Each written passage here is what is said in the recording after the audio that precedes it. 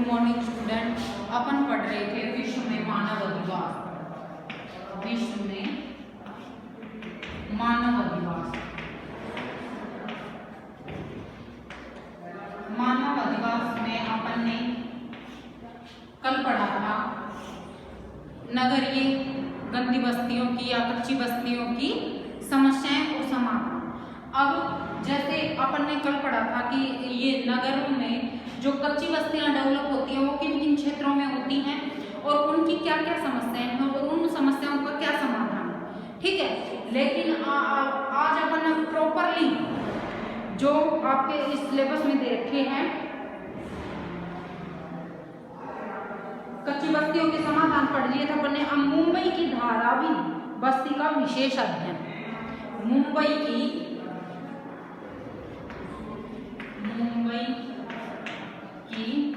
धारावी बस्ती का विशेष अध्ययन।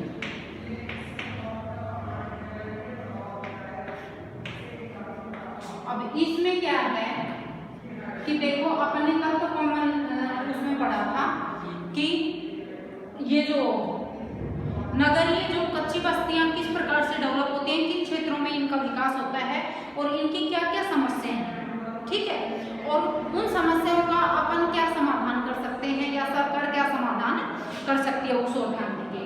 लेकिन अब अपन एक विशेष अध्ययन करेंगे जो धारावी बस्ती, आपने सुना भी होगा धारावी बस्ती है, मुंबई की काफी बड़ी कच्ची बस्ती है। इसमें जो कच्ची बस्तियों की समस्याएं हैं उनका विशेष रूप से सामना करना पड़ता है और यह भी एक समस्या का ही मतलब एक भयंकर अपने आप में समस्या है। इतनी बड़ी बस्ती है ये मुंबई में, जैसे महानगरों में ही कच्ची बस्तियां अधिक मिलती हैं और उतनी ही वो क्योंकि छोटे शहर होते हैं उनमें स्पेस की ज़्यादा कमी नहीं रहती। तो क्या होता है कि महानगर जो होते हैं उनमें स्पेस की कमी रहती है, इसीलिए इनमें इन चीजों की अपन को सामना करना पड़ता है। अब देखो मुंबई की धारावी बस्ती का विशेष अध्ययन करेंगे आज अपन। तो मुंबई जो शहर है वो महानगर है, ये तो तुम्हें पता ही है। अब इसमें धारावी बस्ती है, इसमें देखो छोटी सी जगह में किस प्रकार से लोग रहते हैं, बहुत ही कम जगह होती है उनके पास। मुंबई तो वैसे ही शहर इतना डेवलप है, महानगर है, तो इसमें क्या होता है कि लोगों को रहने के लिए वैसे भी आप देखो अपन एक तो दिल्ली में रहता है लोग, कोई भी आदमी दिल्ली मुंबई में रहता है, कोलकाता में रहता है, या उसकी अपेक्षा अपन जैसे अपना ये शहर है जयपुर राजस्थान का, ये भी है तो महानगर ही, लेकिन उनकी अपेक्षा इसमें कम जनसंख्या है। तो फिर भी जो समस्याएं दिल्ली मुंबई में जो अपन को सामना करना पड़ता है उन समस्याओं का यहाँ थोड़ा बहुत असर कम है। अब उसकी अपेक्षा अपन जैसे छोटे शहरों में देखेंगे, अब ये जो जिला स्तर पे है, जैसे अपन झुंझुनू में रह रहे हैं या सीकर में रहेंगे या चूरू में रहेंगे, बीकानेर में रहेंगे या जोधपुर जैसे महानगर है, अब उदयपुर है, तो जितने बड़े शहर में जाएंगे उतनी ही ज़्यादा जो शहरों की समस्याएं हैं, शहरीकरण की समस्याएं हैं, उनका अपन को सामना करना पड़ेगा। तो अब मुंबई में भी एक धारावी बस्ती है जिसका नाम, एक कच्ची बस्ती है जिसका नाम है धारावी।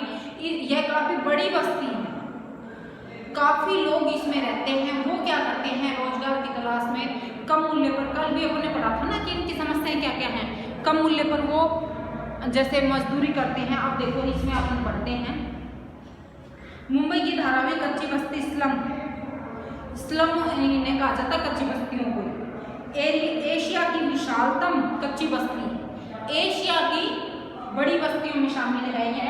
विश्व के अन्य देशों की कच्ची बस्तियों की तरह यहाँ का जनजीवन भी घोर नरकीय है। धारावी कच्ची बस्ती का परिदृश्य निम्न प्रकार से वर्णित किया जा सकता है। अब धारावी कच्ची बस्ती की स्थापना कब हुई थी? 18वीं शताब्दी में यहाँ एक द्वीप था। 70 वर्ष पूर्व गुजरात के कुमार ने इसे बसाया था। उसकी संख्या लगभग 10,000 थी। यहाँ जनसंख्या कितनी थी? अब देखो, पहले तो मुंबई है वो तटीय क्षेत्र है, पता है ना आपको। मुंबई में तटीय क्षेत्र में भी ये धारावी बस्ती एक द्वीप के रूप में थी पहले तो 18वीं शताब्दी तक। लेकिन फिर लगभग अब जैसे आजादी के बाद में कह सकते हो आप, तो 70 वर्ष पहले एक कुम्हार ने कच्ची बस्ती के रूप में वहां बस गए थे लोग, क्या काम करने के लिए, क्योंकि अब कच्ची बस्तियों में कौन रहते हैं लोग, तुम्हें पता ही है, कल अपन ने पढ़ा था कि जो लोग मजदूरी करने, सिर्फ और सिर्फ मजदूर कैटेगरी के लोग जो गांव से शहरों की ओर प्रवास करते हैं, वो फिर क्या करते हैं, उनके पास ज्यादा पैसे तो नहीं होता है और न ही उनके पास ज्यादा काम होता है, तो वो मजदूरी करते हैं। जैसे कभी मजदूरी मिल गई, कभी नहीं मिली, तो वो क्या करते हैं, उनके पास जैसे ये जो शहरों में अब मकान किराए पे लेना, फिर उसका किराया भरना बहुत महंगा पड़ता है, तो वो क्या करते हैं, झुग्गी झोपड़ियों के रूप में रहना शुरू कर देते हैं और फिर वही बस्तियां डेवलप हो जाती हैं कि कच्ची बस्तियों का मतलब भयानक रूप ले लेती हैं, जैसे धारावी बस्ती। ठीक है, अब धारावी बस्ती में देखो, अब अवस्थिति एवं विस्तार, यह कच्ची बस्ती मुंबई शहर में जूहू से 12 किलोमीटर दक्षिण पश्चिम में उपनगरीय रेल मार्गों के बीच स्थित है। इसका क्षेत्रफल 557 एकड़ है, जो 12 बस्तियों के मिलकर बनी है। कितनी बस्तियों से मिलकर बनी है? 12 बस्तियों से मिलकर बनी है। इसका क्षेत्रफल कितना है? 557 एकड़। ठीक है, अब इसमें क्या बता रखा है कि इतनी बड़ी जो ये रेलवे लाइन के साथ बसी हुई, अपन ने कल भी पढ़ा था, या तो ये रेलवे लाइन के पास बसी होंगी या सड़कों के किनारे। ठीक है, शहर से दूर बस्ती हैं ये बस्तियां। तो पहले यह द्वीप था, फिर इस बस्ती का निर्माण एक कुम्हार ने किया था, जिसमें 10,000 लोग रहना शुरू किए थे।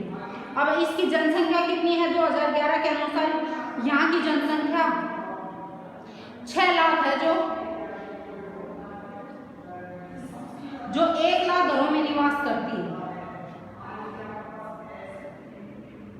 ठीक है, अब देखो, इससे आपको पता लग जाएगा कितने में 1 लाख वर्ग किलोमीटर क्षेत्र में, या आप कह सकते हो 1 लाख तो वहां घर है, 1 लाख घर हैं उसमें, इस धारावी बस्ती में। ठीक है, और इसमें कितनी जनसंख्या निवास करती है? 6 लाख जनसंख्या, या 6 लाख लोग कह सकते हो आप। ठीक है ना, ये लोग निवास करते हैं इस धारावी बस्ती में। अब अपन ने 3 चीजें पढ़ी हैं। इसकी स्थापना कब हुई? लगभग 70 वर्ष पहले कुम्हार ने की थी, जो पहले एक द्वीप था रेल मार्ग के किनारे। अब इसमें कितना आकार इसका बहुत बड़ा है, 557 एकड़ जगह में ये बसी हुई है और लगभग 12 कच्ची बस्तियों को मिलाकर एक धारावी बस्ती का रूप इसको दिया गया है। अब इसमें जनसंख्या कितनी रहती है? 6 लाख लोग रहते हैं और 1 लाख घरों में, लगभग 1 लाख वहाँ घर हैं और 6 लाख लोग वहाँ निवास करते हैं। एक घर में 10 से 15 व्यक्ति एक ही कमरे में निवास करते हैं। यहाँ के लगभग 60% परिवार 60 वर्षों से रह रहे हैं। ठीक है, अब देखो, एक घर में लगभग 10 से 15 व्यक्ति रह रहे हैं। अब आप सोच सकते हो, एक घर में नहीं, एक कमरे में, वहाँ घरों का तो रूप है ही नहीं, वहाँ सिर्फ कमरों का रूप है। कच्ची बस्तियों में कमरे ही रहते हैं, घरों का रूप नहीं रहता है।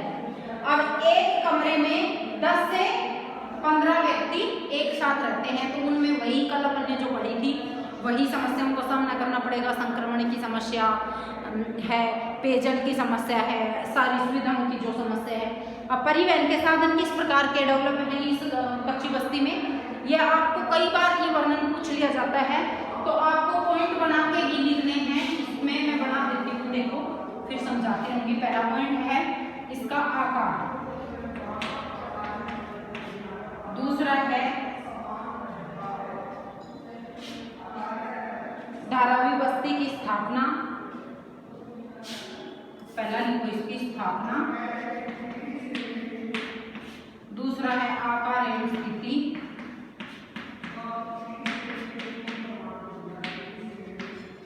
तीसरा है जनसंख्या, अब चौथा है परिवहन। अब परिवहन के साधन अब आपने कल भी पढ़ा था ना, कच्ची बस्तियों में परिवहन छोटी छोटी सड़कें होती है, वो भी मुड़ी तुड़ी जैसे बल खाती हुई 3-3, 4-4 फुट के ही रास्ते होते हैं, पगडंडियां ही समझ लो आप, वहां पर चौड़े रास्ते नहीं होते हैं। अब इसमें देखो, इस गंदी बस्ती से केवल एक मुख्य सड़क गुजरती है जो 90 फुट रोड के नाम से जानी जाती है। सिर्फ एक ही बड़ी रोड है वहाँ इतने बड़े क्षेत्र में, जो कि 557 एकड़ जगह में फैला हुआ, उसमें सिर्फ 90 फुट की एक रोड है जिसकी चौड़ाई घटते घटते आधे से भी कम रह गई है। यहाँ परिवहन निगम की बसें बस्ती की परिधि के बाहर से गुजरती हैं। ऑटो रिक्शा भी बस्ती के अंदर नहीं आ सकता। धारावी बस्ती केंद्रीय मुंबई में एक ऐसा भाग है जहाँ तिपहिया वाहनों का प्रवेश भी निषेध है।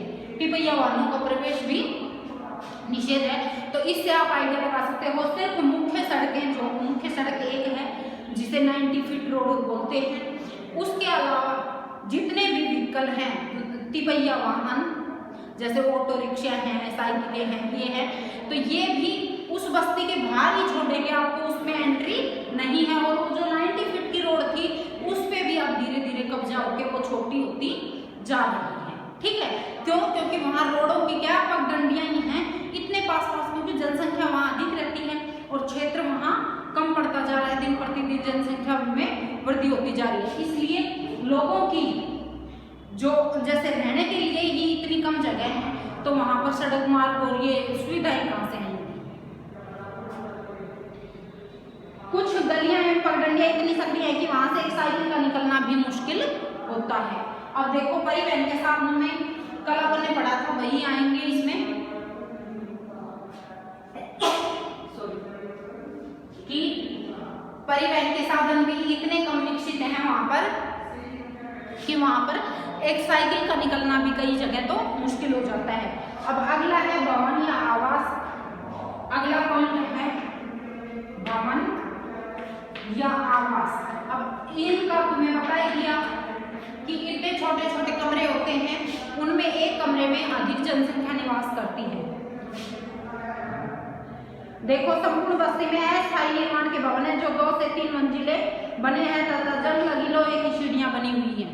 अब इनमें जो मकान बने हुए हैं वो 2-3 मंजिल पे बना लिए हैं लोगों ने, क्योंकि जगह की कमी है ना, और एक कमरे में 10 से 15 व्यक्ति रहते हैं। अब अगला है आधारभूत सुविधाएं। अब आधारभूत सुविधाओं में आधारभूत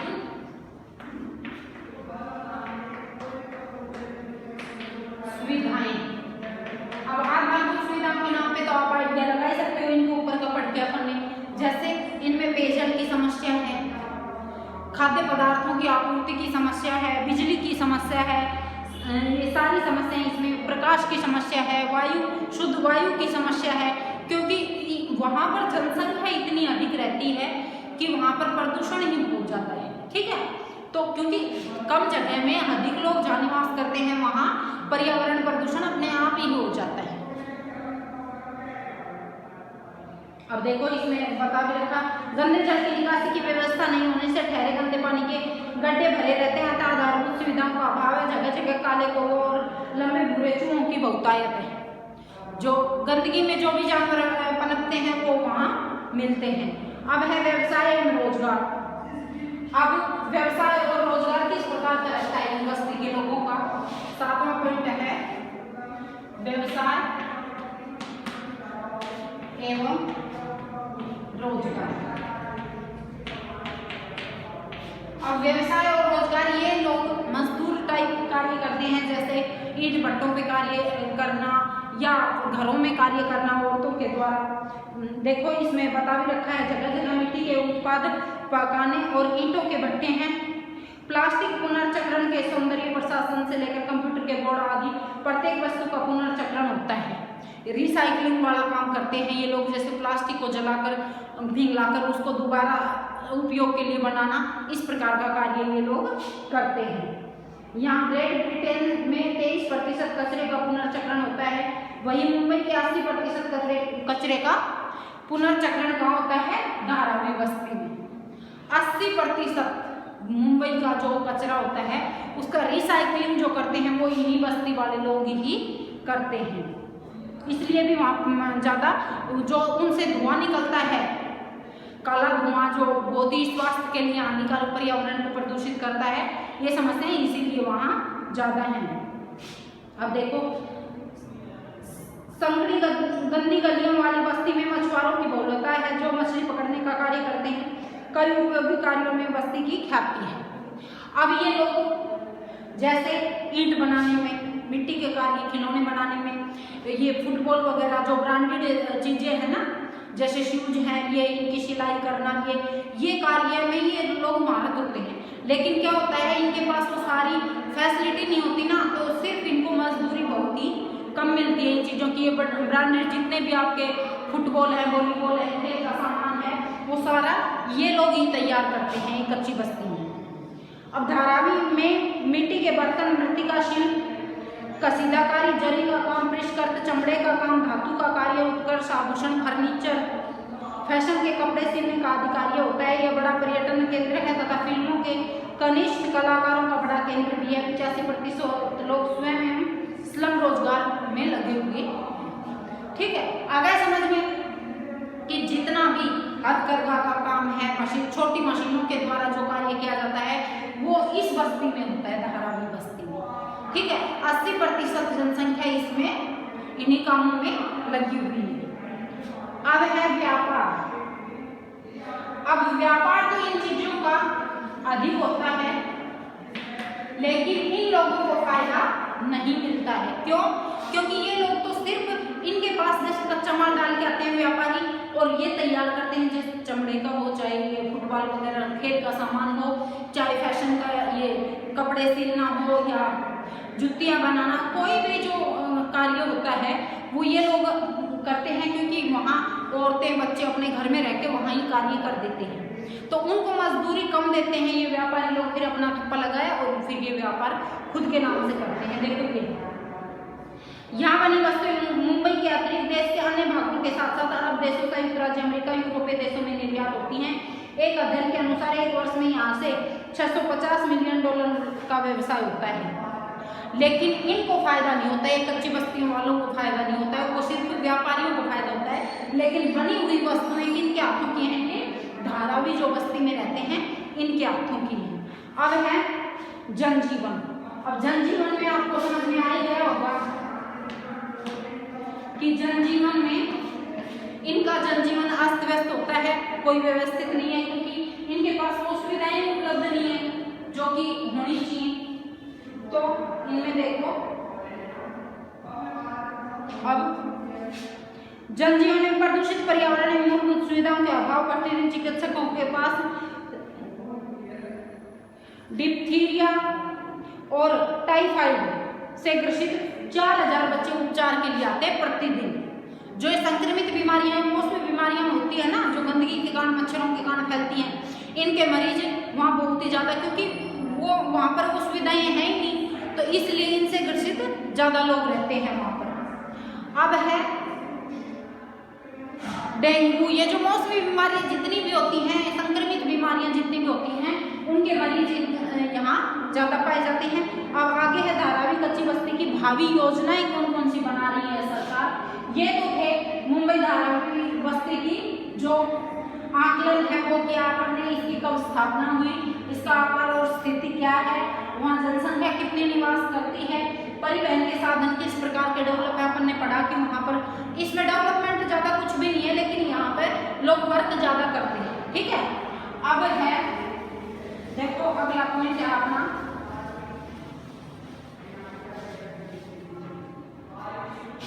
धारावी कच्ची बस्ती की भावी योजनाएं। धारावी कच्ची बस्ती की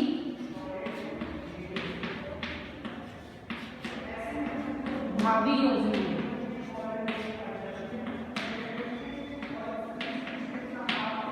कौन कौन सी है वो देखो एक बार हमें पढ़ा देते हैं। इनमें देखो प्रसिद्ध व्यवसायी श्री मुकेश मेहता $2 बिलियन की लागत से धारावी के पुनर्निर्माण की योजना बनाकर बहुमंजिल भवन बनाकर नए सिरे से यहाँ के निवासियों को बसाना चाहते हैं।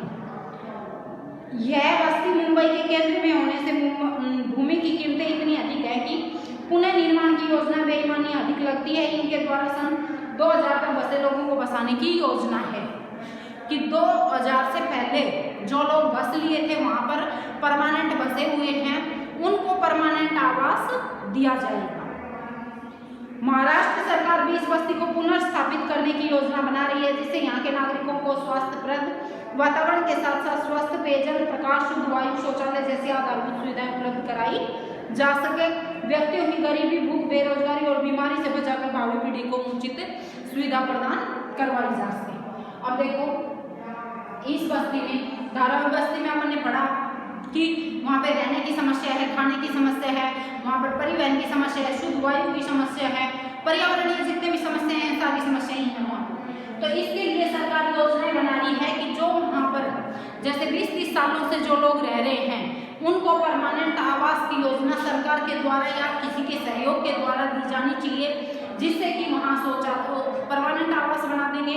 जैसे चाहे कमरा एक ही हो लेकिन उसमें शौचालय की, किचन की अलग से व्यवस्था होगी, तो कुछ हद तक शुद्ध पेयजल की डेली आपूर्ति की जाएगी। वहाँ से जो निस्तारित जल निकलता है या पदार्थ निकलते हैं उनका सही से निस्तारण किया जाएगा। तो इस प्रकार की ये योजनाएं चलाकर या इस प्रकार के कार्य करके उस बस्ती का स्वरूप बदला जा सकता है और जो भी बीमारियां वहाँ फैल रही हैं उनसे छुटकारा मिल सकता है। अब इसके क्वेश्चन आंसर हैं वो अपन कल करेंगे।